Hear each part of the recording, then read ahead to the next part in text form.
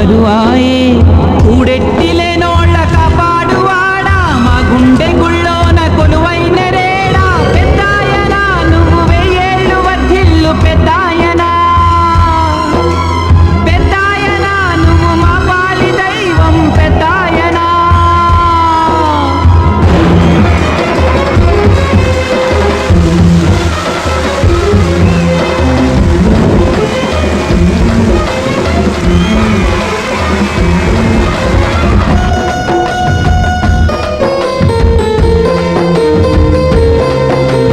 కృషిలాంటి మనిషొచ్చి మాకు అండగా ఉన్నాడు కృషి ఉంటే మనకెప్పుడు కరువు రాదులే అన్నాడు కష్టపడే వారి ఇంట్లో కలిమి కొలువు కాదా చెమట చలువ సోకి నేల సిరుల మొలకలీదా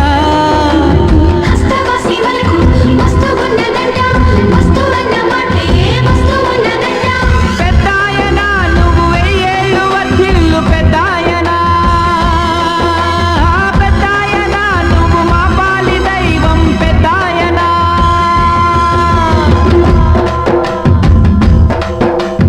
అయ్యగారి కాలు సోకి వీడు మాట్లాడినది అయ్యగారి చెప్పు సోకి చిగురేసింది వీడు మనం మళ్ళీ మారి పల్లి అయినది గంగబావి ఊరి దాహం తీర్చుతున్నది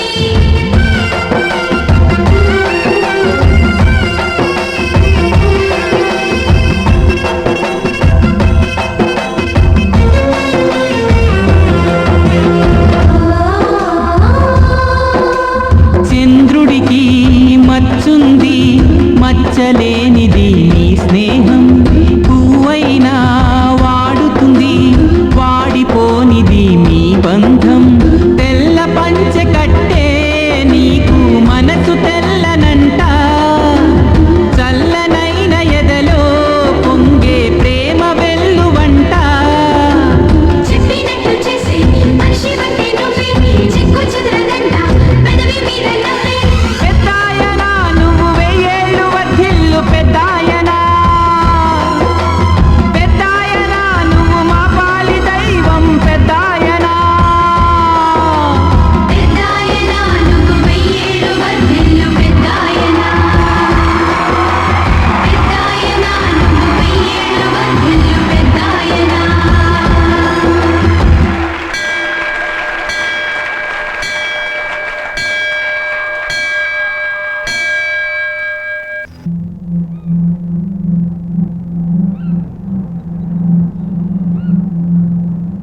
1971వ సంవత్సరం భారత్ పాకిస్తాన్ల మధ్య యుద్ధం జరుగుతున్న రోజులవి. కొన్ని సంవత్సరాలు వర్షాలు పడకపోవడంతో కరువు వచ్చి ఆంధ్రదేశాన్ని అతలాకుతలం చేసింది. తినడానికి తిండి, తాగడానికి నీళ్లు లేక ఎంతో మంది పేదవాళ్లు అలమటించిపోయారు.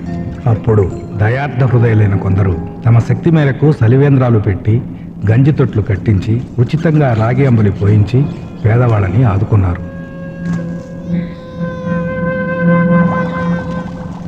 రెడ్డి గారిని నవ్వి పొయ్యి వెలిగించాం.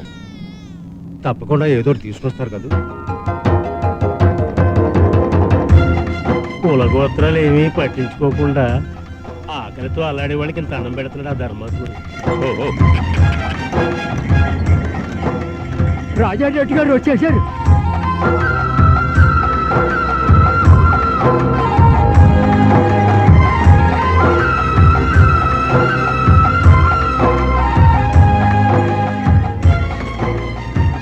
మూట్లని దించండి. నమస్కారం. బాగా ఆలస్యమైందా? అదేమీ లేదయ్యా.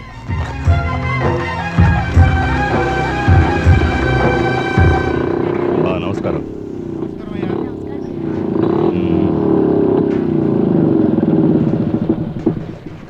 రాజారెడ్డి, మా ఊళ్ళో ధాన్యం మొత్తం అయిపోయింది. అందరూ పస్తులతో అల్లాడుతున్నారు. ఏం చేయాలో అర్థం కావట్లేదు. ఇంట్లో విత్తనాల ధాన్యం ఉంది. ఓ 4 మూటలు తీసుకో. విత్తనాల ధాన్యమా? పర్వాలేదు, తీసుకో. అవును, ఈ రాగులు ఎక్కడ దొరికాయి? ఇప్పుడే మహానందికి వెళ్ళి 1 మూట బియ్యం ఇచ్చి 4 మూటల రాగులు తీసుకొచ్చాను. ఈ చుట్టుపక్కల గ్రామాల్లో కరువు బారిన పడి దాదాపు 20 మంది చనిపోయారు. అయ్యో, మన దగ్గర డబ్బు ఉంది, దాన్ని వండుకొని తినగలమా ఏంటి? ఉన్నవాళ్ళు ఏదో ఒక విధంగా కడుపు నింపుకుంటున్నారు. ఈ పేదవాళ్ళని ఎవరూ పట్టించుకోవడం లేదు. ప్రభుత్వమే ఏదో ఒక దారి చూపించాలి. రాజారెడ్డి పద వెళ్ళి ఎమ్మెల్యేని చూద్దాం. ఏంటి రాజారెడ్డి, బలరామనాయుడు అందరూ కలిసి వచ్చారు?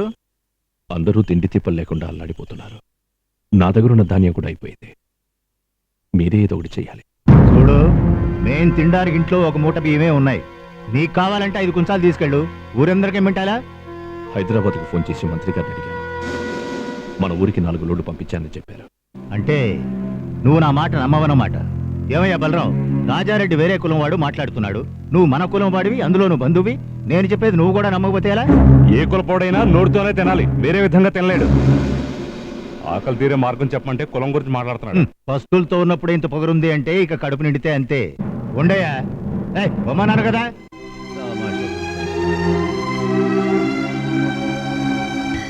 వీళ్ళని చూస్తూ ఉంటే గోడౌన్లో దాచిన బియ్యం దోచుకుపోయేలా ఉన్నారు.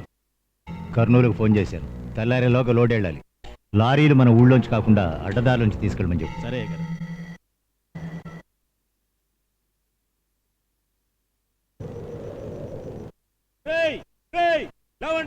మనకు చేరాల్సిన పేరు చారని ఇవ్వకుండా ఎమ్మెల్యే గారు ఊరు దాటించేస్తున్నారు.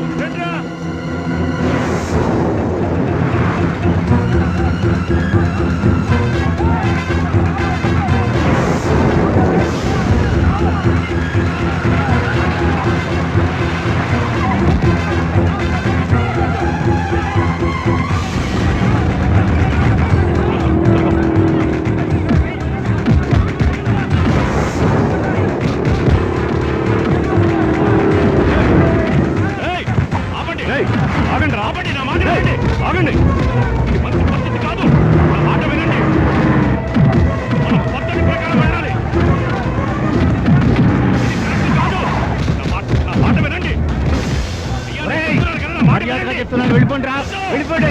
ఏమిట్రా తమాషా చూస్తున్నారు? వాళ్ళని తరవండి. వాళ్ళు మర్యాదకి చెప్తే ఉండరు, కొట్టి తరవండి. ఆపకపోతే కాల్ చేస్తాను.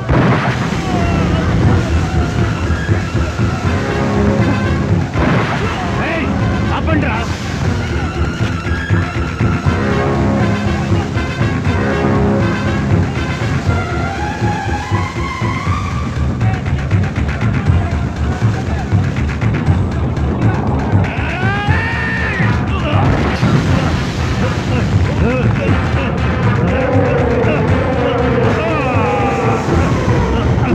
రాజారెడ్డి, నన్ను వదిలే, నన్నేం చెయ్యొద్దు.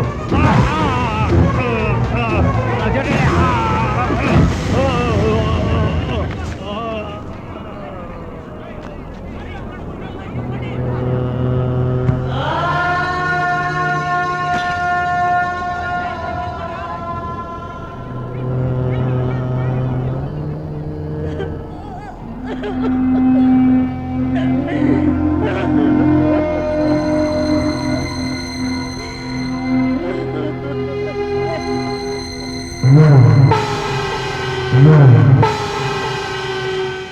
ఇలా చూడండి, చనిపోయింది మామూలు వ్యక్తి కాదు, అధికారంలో ఉన్న ఎమ్మెల్యే. పై వాళ్ళు చూస్తూ ఊరుకోరు.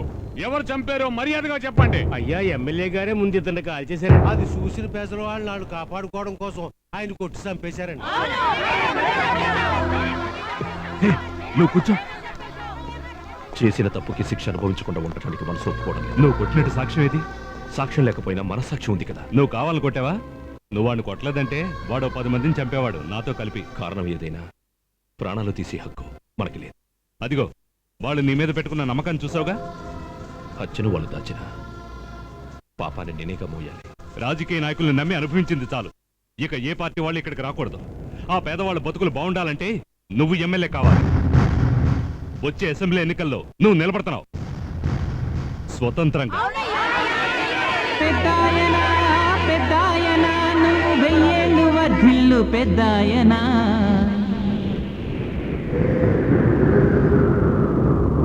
పేదోళ్లకు సాయం చేసే పెన్నిధివయ్యా పెద్దాయనా. థియేటర్ ఓనర్ కదా. అయ్యో, వీడు మధ్యలో మల్లిగాడు కదా.